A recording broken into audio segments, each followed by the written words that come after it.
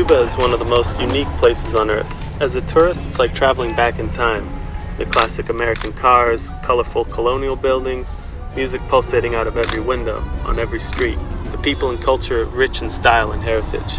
But behind all its beauty is the hard truth that the 60-year-old trade embargo imposes on the daily life of these bystanders of history.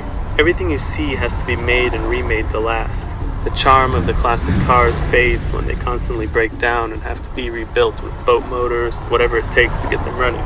Like everything else, the embargo cuts off access to skateboards for the thousands of skaters in Cuba. Everything has to be carried in by tourists, given out by chance. 10 years ago, Miles Jackson came to Cuba from Washington, D.C., fell in love with the place, the history, and the people. He too returned with boards to give to the skaters so they could keep pushing. Miles formed Cuba Skate, a non-profit that seeks to support Cuban skaters and build a self-sustaining skate scene. My name is Miles Jackson, and I am the founder and executive director of Cuba Skate. Our mission is to support and uplift skateboarding across the island. We do so by delivering resources to the Cuban community, building DIY skate parks.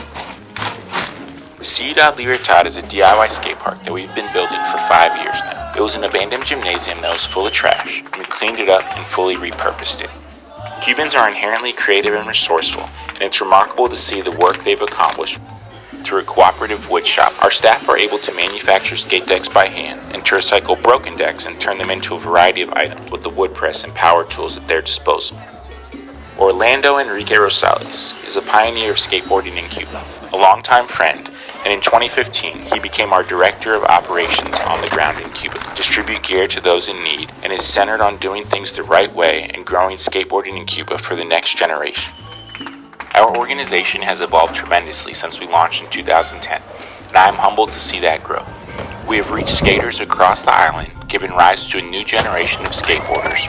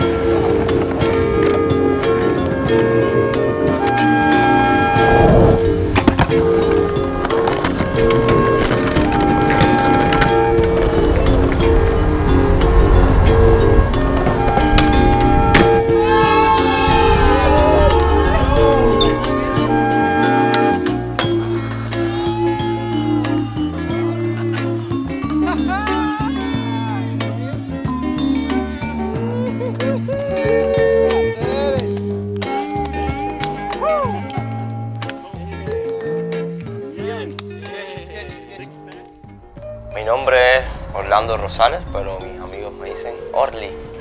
Yo empecé a patinar cuando tenía como 16 años.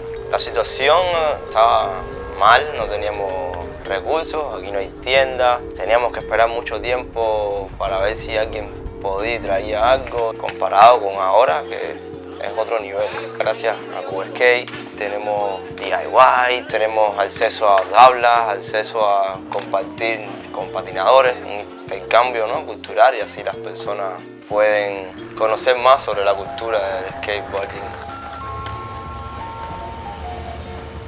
As we reflect on 10 amazing years, we are motivated to continue our evolution into the next 10 years to further strengthen and cement our mission.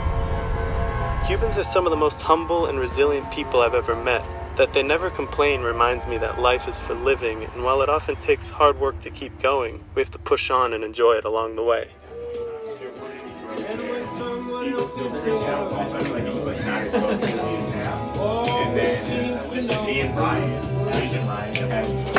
When I look at you, and the world's all right with me.